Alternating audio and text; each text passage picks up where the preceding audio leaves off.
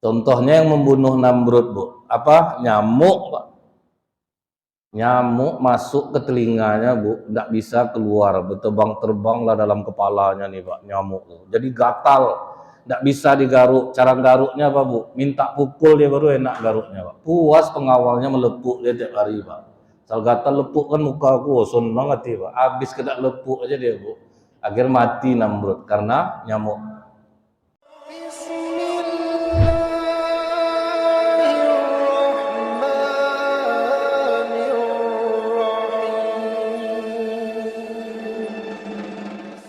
Assalamualaikum warahmatullahi wabarakatuh. Innal hamdalillah nahmaduhu wa nasta'inu wa nastaghfiruh wa na'udzu billahi min syururi anfusina wa min sayyiati a'malina. May yahdihillahu fala mudhillalah wa may yudlil fala hadiyalah. Asyhadu an la ilaha illallah wahdahu la syarikalah wa asyhadu anna Muhammadan abduhu wa rasuluh. Allahumma shalli wa sallim wa barik ala hadzal nabiyil karim wa ala alihi wa sahbihi ajmain.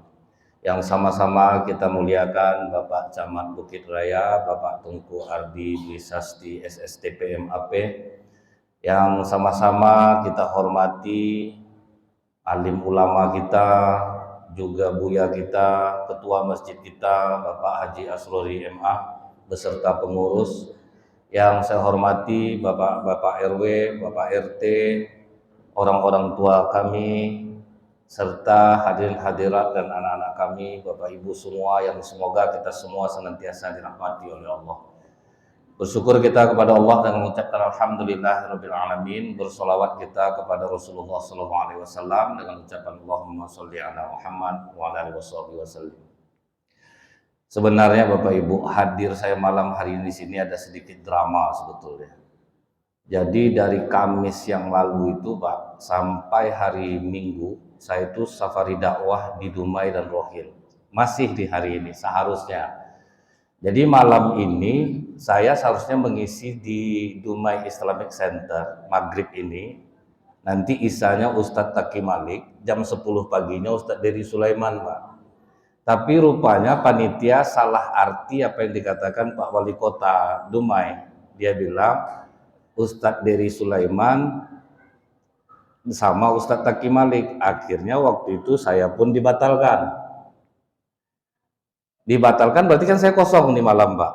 Diselamatkanlah jadwal saya oleh Ustadz Asrori. Nah, Ustadz Asrori ini menyelamatkan, Bu. Rupanya setelah diselamatkan oleh Ustadz Asrori, tim akhirnya kelabakan, Pak. Membujuk Ustadz Asrori untuk melepas saya ke Dumai. Tentu Ustadz Asrori tidak mau, Bu, ya. Jadi naik juga nama saya di Dumai sekarang nih, Pak, berkat beliau nih. Rupanya tidak sembarangan, rupanya tidak mau Ustadz Asrori waktu itu melepaskan. Jadi saya berterima kasih sama Ustadz Asrori dan pengurus serta Bapak Ibu semua bisa hadir malam ini di sini. Jadi Pak, berawal dari rapat di Darun Nadwah namanya. Waktu rapat di Darun Nadwah itu kepala-kepala suku yang ada di kota Mekah. Rupanya Bapak Ibu, ada yang hadir rapat itu, Pak, iblis yang menjelma menjadi tokoh masyarakat Najd, pakai baju kebesaran masyarakat Najd. Jadi ikut rapat dia. Nah, jadi ini iblis ini, Pak, dia menampakkan dirinya, Bu, sebagai seorang tokoh masyarakat. Jadi waktu rapat itu sebetulnya tidak ada untuk membunuh Rasulullah, Pak. Hasil rapat, bagaimana kalau kembali kita boikot keluarga Muhammad dan sahabatnya? Semua audien rapat setuju, Pak. Datang iblis ini. Maaf, saya tidak setuju, kata iblis. Akhirnya tukar lagi, karena orang segan nengok baju dia. Bagaimana kalau kita asingkan saja Muhammad ini, kita keluarkan dari Mekah ini? Semua orang setuju, Pak. Iblis ini tetap bilang, saya tidak setuju. Apapun keputusan rapat waktu itu tidak ada membunuh Rasulullah. Semua orang setuju, dia sendiri tidak setuju. Akhirnya kata ketua rapatnya, jadi menurut Bapak apa yang harus kita lakukan? Kumpulkan pemuda-pemuda Quraisy ya, sebanyak ini yang gagah-gagah ini kepung rumah Muhammad itu. Keluar dia dari rumah langsung tusuk badannya ramai-ramai. Jadi mereka tidak bisa nuntut karena seluruh suku ikut. Wah, brilian ide bapak nih pak, baru terpikir oleh kami. Akhirnya diterimalah ide iblis ini pak. Jadi maka kalau bapak-bapak rapat ada yang tidak setuju, tengok betul mukanya pak. Takut iblis ikut rapat pak. Orang setuju semua, dia sendiri tidak setuju pak kan. Tentu tengok betul mukanya betul bapak nih pak, ragu lah kami jadinya. Orang setuju, dia sendiri tidak setuju. Nah setelah diputuskan itu pak, mereka mulailah mengepung rumah Rasulullah SAW. Begitu dikepung itu pak, Ali disuruh Rasulullah untuk menggantikan di tempat tidur beliau. Jadi tetap walaupun seorang nabi, strategi itu tetap dipikirkan. Ali, kau tinggal, kau kembalikan barang-barang orang Quraisy yang ada bersamaku. Jadi anehnya orang-orang Quraisy itu, dia tidak suka sama Rasulullah, tapi mereka percaya Pak. Nitipkan barang, dagangan itu percayanya ke Rasulullah. Dan Rasulullah pun tidak pernah berbohong. Makanya kata Rasulullah, selesaikan barang-barang mereka, Ali nanti kau menyusul. Begitu dikepung, Rasulullah keluar dengan santai Pak. Itu yang kata Allah, waja'alna minhum min baini aidihim sadda wa min khalfihim saddam fa'usainahum fahum la yubsirun. Ditutup depan dan belakang mereka sehingga mereka tidak bisa melihat. Tapi ini untuk Rasulullah, kalau bapak jangan coba lagi pak, tetap nampak percuma walaupun baca betul ini. Kadang orang kita ini itulah pak ya, misalnya anaknya setelah di USG, ibu ini anaknya ternyata laki-laki, itu nanti pasti ada yang bilang baca surat Yusuf bu biar ganteng anak ibu, nggak akan meleset dari wajah bapak mama ya bu, percuma. Jadi bukan untuk itu ayat itu dibaca pak. Sempat bu ganteng anak nih berkelahi bu sama bapak jadinya. Itu heran suami pak, aku buruk deh, kau biasa aja, kok bisa anak kita seganteng nih, kau jujur-jujur aja loh kau sama aku, atau berkelahi jadinya bu.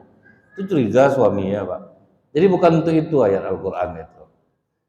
Nah jadi begitu Rasulullah keluar, itu Abu Bakar sudah diberitahu beberapa hari sebelumnya pak. Jadi inilah pentingnya kawan yang baik itu. Kata Rasulullah, pilihlah siapa yang menjadi kawanmu, karena agamamu mengikut kepada agama kawanmu. Kalau kita ingat lagi Bapak Ibu, Rasulullah itu kan dulu mengembala kambing Pak. Waktu mengembala kambing tuh Rasulullah kena pengaruh buruk dari kawan-kawannya sesama pengembala kambing. Muhammad, sesekali turunlah kau ke Mekah, ada penyanyi sesi seksi body mantap-mantap, nontonlah kau biar kami jaga kambing kau. Apakah Rasulullah terpengaruh? Iya. Kalian betul jaga kambing aku? Iya. Berangkat Rasulullah Pak. Cuman Allah maha menjaga Bu. Belum sampai Rasulullah ke tempat acara tertidur Rasulullah. Jadi tidak jadi nonton Bu. Itulah rahmat dan kasih sayang Allah. Jadi kadang-kadang tidur itu merupakan rahmat dan kasih sayang Allah. Maka pas kadang dengar pengajian banyak orang tertidur tuh Bu ya. Nah, sebetulnya itulah Pak. Itu mungkin bagian rahmat dan kasih sayang Allah. Orang aja di rumah udah pakai tempat tidur, pakai AC Pak ya, tidur Pak. Ini duduk bisa tertidur. Kemana mau dicari nikmatnya macam ini lagi. Jadi kalau Bapak Ibu payah tidur, datanglah ke pengajian. Biasa mudah tertidur Pak. Dan saya tidak pernah menegur Pak. Saya tidak pernah menegur. Nah dari sini kita tahu Bu, bahayanya pengaruh kawan. Besoknya Rasulullah balik. Ditanya oleh kawan-kawannya, bagaimana Muhammad, mantap nggak? Apa yang mantap? Aku aja tertidur kata Rasulullah. Coba ulang lagi Muhammad, diulang lagi, tertidur lagi Pak. Begitu Rasulullah bangun besoknya, disitulah Rasulullah memantapkan hati untuk berhenti menjadi pengembala kambing. Itulah Pak, menjaga diri itu Pak. Orang banyak bilang kita tidak boleh pilih-pilih kawan. Rasulullah nyuruh kita milih Pak. Pilihlah kawan, kata Ali bin Abi Thalib karamallahu wajhah, yang dengan berteman dengannya engkau bisa semakin tinggi imanmu kepada Allah. Itulah orang yang harus dijadikan kawan. Jadi kalau rasanya di tempat pergaulan kita membuat iman kita menipis, tidak bergaul jauh lebih baik. Makanya Abu Bakar tuh yang terpilih itu Pak. Abu Bakar ini terpilihnya Bu, jauh sebelum Rasulullah diangkat menjadi nabi, sebetulnya dia sudah punya firasat. Ketika dia berumur 16 tahun, Rasulullah berumur 18 tahun. Rasulullah lebih tua 2 tahun 6 bulan daripada Abu Bakar Siddiq. Dari Umar, Rasulullah tua 12 tahun. Begitu pergi berdagang ke Syam, itu Rasulullah berteduh di bawah pohon bidara, Pak. Jadi ada rahib Nasrani di Syam itu bertanya ke Abu Bakar, Abdullah, nama Abu Bakar ini kan Abdullah bin Utsman. Abdullah, siapa laki-laki yang tidur di bawah pohon bidara itu? Kata Abu Bakar, namanya Muhammad bin Abdullah. Tidak ada yang tidur di bawah pohon bidara setelah Isa alaihissalam, melainkan dia adalah Rasul akhir zaman. Itu umur 16 tuh, Pak. Dan cerita itu disimpan oleh Abu Bakar Siddiq. Begitu Rasulullah menyatakan dirinya sebagai Nabi, Abu Bakar nanya, Pak, kalau betul kau seorang Nabi, apa bukti kebenaran kenabianmu? Ketika seorang rahib bertanya kepadamu, siapa yang tidur di bawah pohon bidara itu? Dan kau menjawab, Muhammad bin Abdullah. Setelah itu dia katakan, tidak ada yang tidur di bawah pohon bidara setelah Isa alaihissalam, melainkan dia seorang Rasul akhir zaman. Itu langsung dipeluk oleh Abu Bakar Siddiq, Pak. Karena dia tidak menceritakan cerita itu kepada seorang manusia pun. Nah, makanya Abu Bakar itu yang terpilih itu, Pak. Harta dan jiwanya dia korbankan untuk Islam ini. Abu Bakar itu ketika bersedekah, saking banyaknya Rasulullah nanya, Pak, sebanyak ini kau sedekah Abu Bakar, berapa yang kau tinggalkan di rumah? Kata Abu Bakar, aku meninggalkan Allah dan Rasulullah di rumahku. Artinya habis. Dan walaupun dia donatur besar, ikut juga susah, Pak. Kalau kita biasa kan udah banyak nyumbang santai, Pak. Diajak gotong royong nggak mau lagi, biasa gitu, Pak ya. Dan kita pun maklum, dia udah banyak berderma, apalah harus kita ajak. Pak. Tapi kalau sahabat Rasulullah enggak, donatur ya, jiwa pun iya, Pak. Nah, jadi Bu ya, begitu berangkat dengan Abu Bakar Siddiq radhiyallahu an ini mengarah ke arah yang berlawanan dari Madinah. Itulah sampai di Gua Sur itu, Pak. Apa kata Abu Bakar Siddiq sambil menangis bercerita kepada Umar? Tidak ada hari yang lebih indah dari hidupku Umar, selain ketika aku berhijrah dengan Rasulullah dan Rasulullah tidur di atas pangkuanku. Jadi waktu sampai di Gua Sur itu, Pak, apa kata Abu Bakar Siddiq? Ya Rasulullah, tetaplah kau berada di luar, biar aku yang masuk terlebih dahulu ke dalam gua ini. Jadi kalau terjadi apa-apa yang membahayakan ya Rasulullah, biarkan aku yang kena, asal jangan dirimu. Oh, itulah sayangnya Abu Bakar kepada Rasulullah. Begitu Abu Bakar masuk, Pak, rupanya di sekeliling gua itu banyak lubang-lubang ular, yang ularnya masih ada di dalam, Bu. Apa yang dilakukan Abu Bakar Siddiq? Membuka gamisnya, dia robek-robek, dia tutup semua lubang ular itu. Udah buka baju, tinggal lagi bawahan saja, celana panjangnya mungkin, sirwal lah. Baju sudah habis, hanya tinggal celana, rupanya ada 2 lubang ular di bawah kaki Abu Bakar Siddiq, Pak. Akhirnya apa yang dilakukan Abu Bakar? Dia tutup dengan kedua kakinya. Ular ada di dalam tuh. Kalau bapak diajak Rasulullah menyesal, bapak tuh duit awak habis, awak mati, Pak, dibuatnya. Awak apa ya dagang ini. Nah, itu makanya, Pak ya. Apa kata Rasulullah? Sehebat apapun umat di masa depan beribadah, nilainya sama dengan tidurnya sahabatku. Tidak akan kuat kita kuat mental seperti itu, Pak. Ditutup oleh Abu Bakar Siddiq dengan kedua telapak kakinya, baru dia panggil Rasulullah. Ya Rasulullah, masuklah ke dalam, sudah aman. Begitu Rasulullah masuk, karena posisi Abu Bakar dalam gelap, nampak wajah Rasulullah dari arah terang, aku melihat betapa letihnya wajah Rasulullah. Maka aku katakan, ya Rasulullah, tidurlah di atas pangkuanku. Kaki sedang menutup lubang ular, Pak. Rasulullah tidurlah di atas pangkuannya. Tapi kata Abu Bakar, itulah hari yang paling indah dalam hidupku. Sesayang bapak sama istri, Pak, berapa menit bapak sanggup istri di pangkuan bapak? Kadang baru 2 menit, nah, berat. Apa-apa yang kau makan berat badannya. Sesayang-sayang siapa sama cucu, berapa lama sanggup memangkunya. Ini dalam keadaan posisi menutup lubang ular, Rasulullah tidur di atas pangkuannya. Rupanya pas tengah malam, Pak, ular yang di dalam lubang yang ditutup Abu Bakar Siddiq ini langsung diserangnya kaki Abu Bakar, tergoyang, langsung dia serang, Pak. Apa kata Abu Bakar Siddiq ke Umar, Pak? Sekujur tubuhku mampu menahan sakitnya gigitan itu, tapi mataku tidak sanggup, Umar. Mata nangis, Pak. Badan sanggup nahannya. Kita kena gigit lipan aja, siapapun di atas pangkuan kita ini telambung semua, Pak. Nggak ada, enggak ya. Walaupun nanti menyesal kita, yang penting telambung dulu nih, Pak. Tapi ini ditahan. Jatuh air mata Abu Bakar Siddiq menyentuh pipi Rasulullah, langsung terkejut Rasulullah terbangun. Karena kita semua tahu Bapak Ibu, di Arab Saudi itu malam itu sangat dingin, angin kencang. Air mata terbagi dua. Dalam ilmu psikologi, air mata karena bahagia, karena haru, anak lulus ujian, anak nikah, itu air mata yang keluar dingin. Kalau kita sakit, kecewa, benci, marah, air mata yang keluar panas. Itu ilmiah, Pak. Jadi Abu Bakar Siddiq dalam keadaan sakit, jatuh air mata panas, cuaca dingin, makanya terkejut Rasulullah. Karena panas jatuh ke pipinya, makanya terbangun Rasulullah. Jadi kalau ada orang kematian istri, kematian suami, menangis, dia jangan percaya dulu, Pak. Rasa dulu air matanya tuh. Karena saya pernah dulu, Bu, bawa bapak kematian istri, Pak. Itu foto istri itu dipeluk, Pak. Siapapun datang dijelaskannya foto itu. Ini istri saya, kenangan kami sangat banyak. Macam-macam lah, Pak. Pas saya datang, Ustadz, dipeluknya saya, Pak. Terasa saya air mata bapak itu dingin, Pak. Ini senang bapak ini nih. Bukan sedih nih. Saya enggak mau bersusun, takutnya saya ilmiah ini salah nih, Pak. Ternyata betul, Bu. 2 minggu sudah tuh nikah bapak tuh, Pak. Udah ada stok ya, Pak ya. Dan itu tidak bisa dipungkiri, itu ilmiah. Nah, terbangun Rasulullah, begitu terbangun, kata Rasulullah, kenapa kau menangis, Abu Bakar?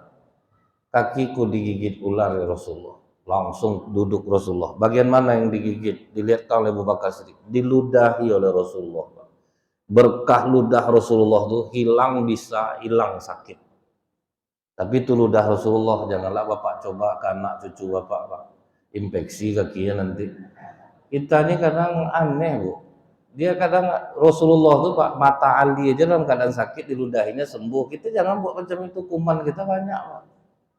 Sudah Bapak ludahkan membengkak kaki anak itu nanti. Bertambah biaya jadi ya, Pak. Padahal betadin murah, kalau sempat dari awal kasih betadin kan enggak macam itu kejadiannya. Kita tuh terlalu pede kadang, Pak, baca selawat kasih air liur, membengkak kakinya. Nah, setelah itu rupanya orang kafir mencari, Pak.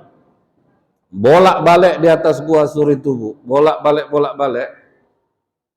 Jadi Abu Bakar sangat ketakutan di dalam. Ketakutannya apa, Pak? Bukan memikirkan dirinya, memikirkan diri Rasulullah. Rupanya Allah utus bala tentaranya. Berupa apa, Pak? Burung yang sedang mengeram telur dan sarang laba-laba yang begitu banyak. Akhirnya mereka tidak mungkin dalam ini ada sarang laba-laba. Ini ada burung yang bertelur. Jadi tentara Allah itu tidak selamanya dalam bentuk tentara, Pak. Contohnya yang membunuh Namrud, Bu. Apa? Nyamuk, Pak. Nyamuk masuk ke telinganya, Bu, tidak bisa keluar, berterbang-terbanglah dalam kepalanya nih, Pak, nyamuk. Jadi gatal, tidak bisa digaruk. Cara garuknya apa, Bu? Minta pukul dia baru enak garuknya, Pak. Puas pengawalnya melepuk dia tiap hari, Pak. Sal gatal lepuk kan muka aku, son banget dia, Pak. Habis kena lepuk aja dia, Bu. Akhir mati Namrud karena nyamuk. Jadi tidak selamanya tentara Allah itu dalam bentuk yang sangar-sangar, kadang belalang, kadang jangkrik, diperbanyak oleh Allah. Nah, rupanya tidak terlihat, Bu. Tidak terlihat. Besoknya lagi terkejut Rasulullah melihat Abu Bakar tidak memakai pakaian. Kemana bajumu, Abu Bakar? Diceritakanlah oleh Abu Bakar. Menangis Rasulullah, Pak. Berdoa Rasulullah, ya Allah, letakkanlah Abu Bakar di dalam derajatku di surga. Dan doa itu dikabulkan oleh Allah. Nah, itulah beratnya hijrah itu. Jadi Bapak Ibu, Muharram ini sebetulnya bukan bulan baru. Kita dengar ayat yang dibacakan oleh Pak Imam kita tadi. Inna iddatasy syuhuri indallahi 12 syahran. Sesungguhnya Allah membagi dalam satu tahun itu 12 bulan. Fi kitabillahi wa ma khalaqas samawati wal ardh. Begitulah ketetapan Allah dalam kitabnya. mulai dari langit dan bumi diciptakan. Jadi udah lama Muharram, Safar, Rabiul Awal, Rabiul Akhir itu udah lama Pak, dari mulai langit dan bumi diciptakan. Cuman kenapa dihitung Muharram ini ketika hijrah? Supaya lebih bisa untuk menyusun tahun Pak. Karena waktu itu surat menyurat tidak ada memakai tanggal dan bulan. Makanya kapan nih kita tetapkan nih Muharram kita? Maka disepakatilah ketika Rasulullah hijrah. Tapi kalau bulan Muharram Safar itu sudah mulai langit dan bumi diciptakan. Minha arbatun hurum, di antaranya ada 4 bulan haram, Zulqa'dah, Zulhijjah, Muharram, Rajab. Jadi sudah lama. Hitungan itu sudah sangat lama, Bu. Jadi kalau kita ingat kembali peristiwa apa yang terjadi di bulan Muharram ini, Allah mengampuni dosa Nabi Adam di bulan Muharram. Mungkin kita bisa ingat lagi, Bu ya. Nabi Adam alaihissalam ini bukti dia sudah menghitung, Pak. Sudah diajarkan Allah menghitung itu. Kalau kita lihat dalam kitab Kisah Sul Anbiya karya Ibnu Katsir rahimahullah, Allah memperlihatkan kepada Nabi Adam anak cucu keturunannya. Begitu Allah memperlihatkan anak cucu keturunannya, terkejut Nabi Adam, Pak, melihat ada satu keturunannya yang mulutnya bercahaya. Ditanya oleh Nabi Adam, siapa keturunanku yang bercahaya mulutnya itu ya Allah? Daud. Jadi Nabi Daud itu Pak, mukjizatnya kan suaranya sangat merdu. Sampai dalam riwayat kalau beliau membaca Zabur itu, binatang buas bisa tidak jadi memangsa musuhnya. Burung bisa menghentikan kepak sayapnya. Itulah keindahan suara Nabi Daud itu. Tapi Nabi Adam salah fokus, Bu, melihat kening Nabi Daud. Salah satu mukjizat Nabi Adam yang tidak terekspos itu apa, Pak? Dia bisa melihat jatah umur anak cucu keturunannya dari keningnya. Jadi kaget Nabi Adam, ternyata umur Nabi Daud hanya 60 tahun, Pak. Kata Nabi Adam, ya Allah, apakah hanya 60 tahun umur Daud? Iya Adam. Umur aku kan 1000 tahun ya Allah. Bolehkah aku berikan 40 tahun kepada Daud? Kata Allah boleh. Makanya umur Nabi Daud jadi 100 tahun itu, Pak. Umur Nabi Adam jadi 960 tahun. Syukurnya, Bu, kita tidak bisa saling lihat kening kita, Pak. Kalau enggak, abang 2 minggu lagi nih, Pak. Aku 2 minggu, kok 3 hari lagi kau ya. Kan ada tulisannya. Untung kita tidak bisa saling lihat, Pak. Jadi begitu umur Nabi Adam 960 tahun, datang malaikat maut menghampiri. Ditanya oleh Nabi Adam, untuk apa kau kemari? Sudah sampai waktumu Adam. Oh, jangan kau memandai-mandai, Israel. Aku bukan tidak menghitung. Umur aku sampai hari ini masih 960 tahun. Itu bukti Nabi Adam menghitung. Mungkin kau lupa Adam, kau pernah memberikan umurmu kepada Daud 40 tahun. Nah, aku tidak pernah ngasih. Baliklah malaikat Israel, Bu. Ditampilkanlah oleh Allah percakapan ketika Nabi Adam memberikan umurnya 40 tahun kepada Nabi Daud. Karena kisah inilah kata Rasulullah, Adam pelupa, anak cucunya pun pelupa. Adam pembantah, anak cucunya pun pembantah. Itulah sifat asli kita. Pelupa satu, pembantah satu. Ibu-ibu sedang ngomong pakai telepon sama suaminya, Pak bentar Pak, Mama cari dulu handphone Mama. Kan Mama lagi nelpon nih, itulah tadi mana Mama taruh, padahal diselip di telinganya, Pak. Bisa lupa.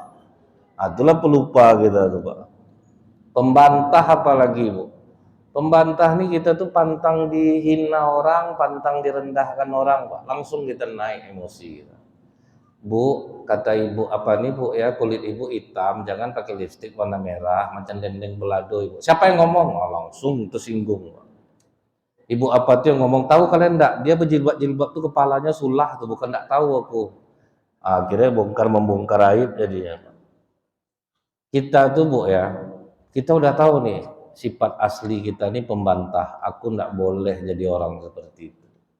Ketika kita direndahkan orang, dihinakan orang, kita tuh tidak akan rendah dengan gara-gara mulut orang, Pak.